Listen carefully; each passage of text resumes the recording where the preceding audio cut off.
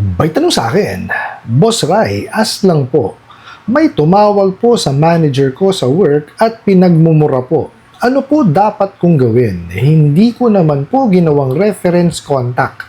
Tapos, nagmumura pa po sa text at yung manager ko yung pinagbayad. Salamat po sa response. God bless. Alright, napakagandang mensahe po nito. Pero bago natin sasagutin, imbitahan ko muna sana kayo o napakisuportahan po sana ang aking mga social media accounts sa YouTube, Facebook, and TikTok. Sa video po natin, alamin po natin kung ano ang po pwede nating gawin kung kagaya niyan, no, tinawagan yung inyong manager, no, kahit na hindi nyo naman ginawang contact reference at minura. And worse, sinisingil pa. Pero bago ho yan, disclaimer po muna. Hindi po ako abogado. Ako po'y maniningil. Lahat po na sinasabi natin sa ating mga video is based on my experience at syempre po sa ating pong pagsasaliksik at pagtatanong sa mga kaibigan po nating abogado. At isa pa po, hindi ko po kinukonsente ang hindi pagbabayad ng utang dahil ang utang ay responsibilidad at obligasyon na dapat po nating bayaran. Ang hindi po ako pabor ay doon sa maling pamaraan ng pautang at maling pamaraan ng paniningil. Sagutin po natin yung pinadala nyo pong mensahe. So sabi nyo nga po, yung OLA po ninyo, tumawag po doon sa inyong manager at pinagmumura, 'di ba? Na hindi niyo naman ginawang contact reference. No? At worse pa, no? Siningil pa. Matindi talaga 'tong mga bugo katabusadong online lending apps na 'to. Nakita niyo ho, 'di ba? Kaya ho ako lagi ko sinasabi, kung hindi niyo ho talaga kailangan, wag ho kayong manghihiram diyan. Tsaka sabihin na natin, sige, kailangan natin, gipit tayo. No? Hindi lang ho isang beses, dalawang beses, tatlong beses, 100 beses ho nyo pag-isipan kung talagang manghihiram ho kayo sa mga yan. Kasi ho, napakadaling manghiram sa kanila. No? Tsaka lahat ho ng magagandang advertisement papakita niyang mga yan. Pero at the end of the day, nalolokohin lang din kayo. Yung mga pangako sa advertisement nila, hindi masusunod yun. Sasabihin nila na 90 days, 180 days, hindi yung mga masusunod yun. No? Ang masusunod dyan, alam nyo kung ano? 7 araw. Kasi sinasabi lang, ma-approve ka ng 10,000, 20,000, sus Mario, 1,000. And worse, hindi nyo matatanggap yung 1,000, kalahati lang.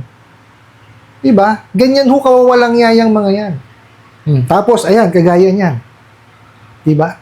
Hindi nyo ginawang contact reference, minura, tinawagan, diba? At pinagbabayad pa. Actually, kahit ginawa niyo yung reference yan, wala ho silang karapatan na pagsalitaan ng masama, murahin. And worst, yung sisingilin, hindi tama yun. Hindi naman ho yun ang nakahiram eh. Di po ba? Kasi ganito yan. No? Pagka dinownload nyo, yung mga bugo katabusadong online lending apps na yan, especially yung mga illegal, naku po, lalagyan ho ng malware yung inyong telepono pag binigyan nyo sila ng access. Yung malware po, virus yun eh. Kukunin ho lahat, yung inyong mga nasa contact list. Kasi yun, gagawin nilang collateral yun. Pagka kayo po, hindi nakabayad sa takdang panahon, ayan na, tatawagan na nila. Kagaya nung nangyari sa inyo, tinawagan yung manager nyo. Hindi ba nila alam na pagka tinawagan nila yung manager nyo, mapapahama kayo. Diba? Kasi may mga nagme-message po sa akin. Diba? Natanggalan ng trabaho.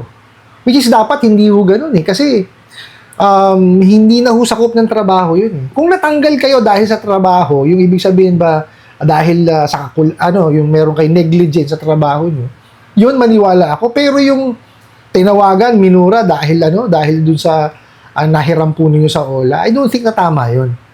Diba? Kasi hindi nyo naman kasalanan na na nakawin nyo nasa contact details ninyo eh. Bawal nga yan. Diba? Later ho, i-explain natin kung ano po yung dapat nyong gawin. Kasi ito ho tayo, pagka lagi ho kasi natin tinangkilik yung mga bugok na yan, ay wala. Patuloy lang ho maghahasik ng ng lagim yung mga bugok na yan. Yes, may mga naka-in-place po na batas. No? Tinatrabaho naman po ng mga sangay ng gobyerno nakakasakop po sa pagpapautang. Kaya lang, siyempre, tinatangkilik po natin. Diba? So, siyempre, dadami yan. May negosyo sila eh. Di ba? Huwag ho natin silang tangkilikin. Okay? Anuhin ho natin, kumbaga, pag-aralan po natin na tayo ho ay matutong mag-ipon, i-manage natin ng maayos yung ating finances. No? Yes, I understand po. Dumarating po tayong lahat sa agipitan. Kaya lang, hindi po sagot, no, ang pangungutang dito sa mga bugo katabusadong online lending apps na to. Kasi yung lalo lang lalalaho yung inyong kalagayan, yung inyong estado. Biruin nyo, kagaya niyan, di ba? Walang kinalaman sa utang tinawagan. O di syempre, magagalit siya yung manager mo. Buti sana kung nakakaintindi. Di ba? Eh kung hindi nakakaintindihan, tanggalin ka pa. May mga ganun eh, which is bawal yun, hindi dapat na ginagawa yun. Di po ba? Kasi hindi ko kasalanan na maggipit. Kumbaga, gumawa ka lang ng paraan para ikaw makahiram. Eh, hindi mo naman alam na ano eh. Di ba? Na mangwawala nga yung mga damuho na yan eh. O, eto po ang gagawin natin. Ha? Kasi ang ano niya, binreach nila is yung inyong privacy. Wala naman kayong binibigay na ano eh, na access sa kanila doon sa inyong contact list eh. Di ba? Kasi hindi nyo nga ginawang reference, di ba? O, eto po. Mag-email po tayo no sa mga sangayon ng gobyerno. Later ipa-flash natin. Pero ang pinakamaganda munang gawin po ninyo is unang-una, idokumento po natin lahat no yung mga ginagawang kawalang-yaan nito. Kausapin niyo po muna yung inyong manager, no? Na kung maaari magawan niyo siya ng affidavit or salaysay, no, na winalang niya siya, minura siya, ang siningil. And then, kung may mga email or messages na pinadala sa kanya na pangwawalang niya, i-screenshot po kanyo. At isend po sa inyo, no? Tapos i-attach niyo po yung kanyang salaysay, no? Pangalawa, okay. Kung tatawag po muli, okay, sa inyo, o di kaya dun sa manager po ninyo, o kung sino man po, no, yung mga tatawagan niya, sabihan niyo na po yung inyong mga contact list na i-record. Pero bago i-record, sabihan, yung nasa kabilang linya na, nire-record ko to for my protection. Okay? Sisiguraduhin ko sa inyo, hindi na magsasalita yun eh. Opo. Lalo kung identify nyo yung OLA ninyo, ay hindi magsasalita yun. Kasi mapapahamak sila. Kung maaalala nyo po, di ba, may ruling po dyan ang Supreme Court. May pinagmulta, di po ba, dahil sa privacy breach. O, ganun din mangyayari sa kanila. Okay? Tapos alamin nyo po yung identity ng apps. Hindi naman na importante kung sino yung tumawag. Yung apps po, ang pinaka-importante doon. Kailangan identify nyo yung apps para kasama yun doon sa complaint. Now, ito. Baka mamaya kasi, ma-pressure kayo na magbayad kayo agad. No? Kasi yan ang gusto nila eh. Kasi may hinaharas na ibang tao. Okay? Mag-isip muna ho tayong maigi. Kasi baka mamaya, manghiram na naman kayo doon sa ibang mga apps para lamang kayo makabayad. Naku po. Lalo nyo lang ipapahamak ang sarili po ninyo. Okay? Ang pinakamainam po dyan is pag-ipunan nyo siya, tsaka nyo siya bayaran. Kung yan po ay illegal, kung magkano lamang po i-disburse sa inyo, yun lamang po ang bayaran po ninyo. Now, kung yan is registered, makipag-usap kayo. Tapos, email nyo sila doon sa kanilang official email address. Okay? I-inform them na ako nag-iipon para mabayaran kayo. Ginipit nyo ako ng ginipit kung sino-sino kanyo tinawagan nyo. Kaya tuloy nangyari sa akin. Baka mawalan pa ako ng trabaho. Inform them. Now, ito po ang gawin natin. Okay? Kasi nga, sinalbahin na tayo. So, una, binreach po yung inyong privacy. So, mag-complain po tayo sa National Privacy Commission. Okay? Andyan po yung kanilang email address at saka po kung saan nyo sila po pwede i-complain. Pangalawa, sa Securities and Exchange Commission, sa SEC, ayan din po, nakalagay din po dyan. Tapos po, sa Philippine Anti-Cybercrime Group, okay, andyan din po. And then, sa NBI, Cybercrime Division, ayan, nandyan din po. Yan po yung mga sangay ng gobyerno na po pwede po natin pagsubmitan ng ating complaint. Okay? Kasi ito marami ho kasi ang nagme-message sa akin, paano ba gagawin ko? Okay.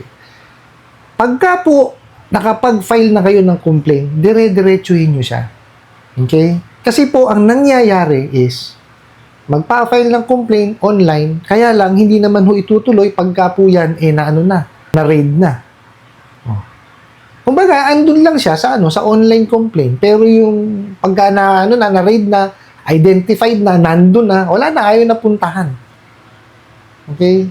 Kung gusto ho natin silang mapagbayad dun sa kanilang ginawang kawalangyaan, well, we need to pursue a case against them. Okay? Iaalalayan naman ho tayo ng ng mga sangay ng gobyerno na nakakasako po sa pagpapautang. Okay? Kailangan ho natin silang tulong. Kasi wala ho mapapanagot kung hindi ho natin gagawin yun. Di po ba? Hindi ho yan masasagot ng pagrarant or pagpo-post lamang po sa social media. Hindi po. Kailangan tuluyan po natin. Hindi ho kasi po pwede na lang yan, yung sa simula lang. Kailangan ho tuloy-tuluyan. And then, while doing that, yung lahat ng sinabi ko sa inyo, i-explain nyo po dun sa inyong manager at kung sino pa man po yung mga nasa contact list ninyo na kayo po'y nagipit, nang hiram kayo, hindi nyo naman alam na itong bugo katabusadong online lending apps na to, sila ay kukontakin at kung ano-ano pagsasabihin. Magpakumbaba na po kayo. Hindi naman ho kabawasan sa pagkatao natin yun. Ang importante po is at least nanghingi kayo ng paumanhin, inform them na baka may tumawag pa, may magmensahe pa, i-ignore na lang. Okay po? Importante po yan. Kasi mahirap pong masira yung inyong relasyon doon sa inyong mga kaibigan. Kasi definitely yan, nasa contact list nyo, kaibigan nyo yan. Kumbaga, meron kayong pinagdaanan yan. So, mahirap masira ho yun. Doon po sa nagpadala ng mensahe na yun, doon sa sinabi ko kanina, yun po yung gawin natin proseso. Tapusin na ho natin yan. Huwag na ho natin silang hiraman ulit. Kasi pag patuloy po natin silang hiniraman, kagaya na sinabi ko kanina, patuloy po negosyo nila. Hindi ho matatapos ang pangwawalang yan yung mga yan. Ano po? I hope nasagot ko po itong katanungan na to at sana po'y makatulong. Maraming salamat po sa inyong walang sawang pagsuporta at panonood sa aking mga video. Maraming salamat po sa inyong pag-like, pag-share, pag-comment at pagtatanong. And kunin ko na rin po itong opportunity na ito na imbitahan po sana kayo na pakisuportahan po sana ang aking mga social media accounts sa YouTube, Facebook, and TikTok. Hanggang sa muli po. Yun lang.